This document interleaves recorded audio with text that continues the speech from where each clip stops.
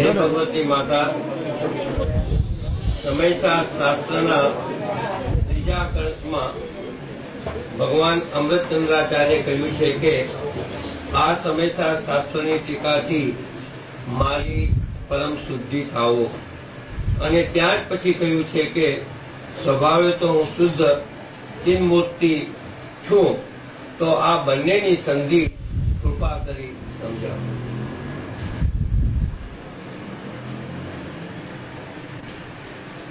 ગુરુદેવે પરમ ઉપકાર કર્યો. ગુરુદેવે તો બધું સ્પષ્ટ કરીને સમજાયું છે, કાંઈ શંકા એવું નથી. ગુરુદેવનો તો પરમ ઉપકાર છે. ગુરુદેવે બધું સ્પષ્ટ કર્યું છે. એ આચાર્ય દેવ કહે છે કે મારી પરમ વિશુદ્ધિ, સમયસાની ટીકાથી મારી પરમ વિશુદ્ધિ થાય, પણ હું શુદ્ધ ચૈતન્ય માત્ર મૂર્તિ છું. હું દ્રવ્ય દ્રષ્ટિથી તો શુદ્ધ છું. દ્રવ્ય તો મારું શુદ્ધ અનાદિ અનંત ચૈતન્ય માત્ર જે દ્રવ્ય છે, એ દ્રવ્યની તો મને અંતરમાંથી દ્રષ્ટિ પ્રગટ થઈ, દ્રષ્ટિને જ્ઞાન મને પ્રગટ થયા છે. આ આચાર્ય છે તે ચારિત્ર પણ પ્રગટ થયું છે. 6ઠે 7મે ગુણસ્થાને ઝૂલતા મુનિરાજ છે, તો પણ કે છે મારી પરમ વિશુદ્ધિ થાવ. એટલે કે છે કે એક દ્રવ્ય દ્રષ્ટિ થઈ, પણ હજી પર્યાયમાં હું અધૂરો છું. પર્યાયમાં હજી મારી પૂર્ણતા થઈ નથી. માટે મારી પરમ વિશુદ્ધિ જેવું દ્રવ્ય છે, શુદ્ધતાથી ભરેલું શુદ્ધ ચૈતન્ય માત્ર એકલી શુદ્ધતાથી ભરેલી એવી પર્યાય પણ મારી થઈ જાય. પરમ વિશુદ્ધિ કેવળ જ્ઞાનની મને પ્રાપ્તિ થઈ જાય, પૂર્ણ પર્યાય પ્રાપ્ત થઈ જાય. મારે આ અધૂરી પર્યાય મારે જોતી નથી.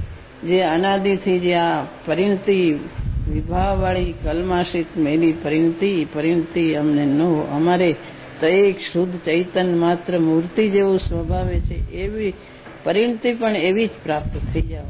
માટે આ જે ટીકા થાય છે, એ ટીકાની મને અમારો એવું હેતુ છે. આચાર્યદેવ કહે છે કે મને આમાંથી મારી શુદ્ધ પરિણતિની પ્રાપ્તિ થઈ જાય. એ શુદ્ધ પરિણતિ મારા તરફ પ્રગટ, નિર્મળ સ્વભાવે તો છું, પણ પર્યાયમાં પણ મારી નિર્મળતા થઈ જાય. આ જે શુભ ભાવ મને જે આવે છે, એની પાછળ મારી પુરુષાર્થની પરિણતિ શુદ્ધ તરફ થઈ જાય એવી મને ભાવના છે. માટે હું દ્રવ્ય દ્રષ્ટિથી તો પૂર્ણ છું, પણ પર્યાયમાં અધુરાશ છે. દ્રવ્ય દ્રષ્ટિ થઈ એટલે પૂર્ણતા થઈ જતી નથી. એમ આચાર્યદેવ કહે છે પર્યાયમાં પૂર્ણતા થતી નથી.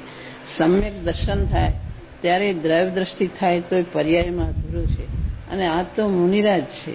મુનિરાજ તો 6ઠે 7મે ગુણસ્થાને અંતર્મૂર્તમાં ઝૂલે છે. સ્વાનુભૂતિ અંતર્મૂર્તે પ્રગટ થાય છે. વળી બહાર આવે તો શું વિકલ્પ આવે, શાસ્ત્ર રચે, દેવગુરુ શાસ્ત્રના વિચારો આવે છે, પણ અંદર ક્ષણે ક્ષણે અંતરમાં જાય છે. તો પણ કહે છે કે આટલી પણ જે પરિણતિ હજી સંજ્વલનો અલ્પકશાય છે, એ પણ અમારે જોતો નથી. પૂર્ણ વિતરાગતા થઈ જાવ. એટલે દ્રવ્ય ઉપર દ્રષ્ટિ છે, તો પણ પર્યાયમાં અધુરાશ છે. એમ આચાર્યદેવ કહે છે કે દ્રવ્યથી તો હું પૂર્ણ છું, પણ પર્યાયમાં અધુરાશ છે. માટેની એવી નિશ્ચય વ્યવહારની સંધિ છે. સમ્યક દર્શન થાય એટલે બધું પૂરું નથી થતું. મુનિ દશા થઈ તો પણ હજી પર્યાયમાં અધુરાશ છે. આચાર્યદેવ કહે છે એ જિજ્ઞાસાની ભૂમિકામાં પણ દ્રવ્ય દ્રષ્ટિ પોતે ભાવના કરે તો દ્રવ્ય અને પર્યાયનો મેળ કેવો છે, એ જાતનો આચાર્યદેવે એમાં આખો માર્ગ બતાવી દીધો છે. અને ગુરુદેવ પણ એ જ માર્ગ બતાવતા હતા કે દ્રવ્ય દ્રષ્ટિથી આત્મા પૂર્ણ છે અને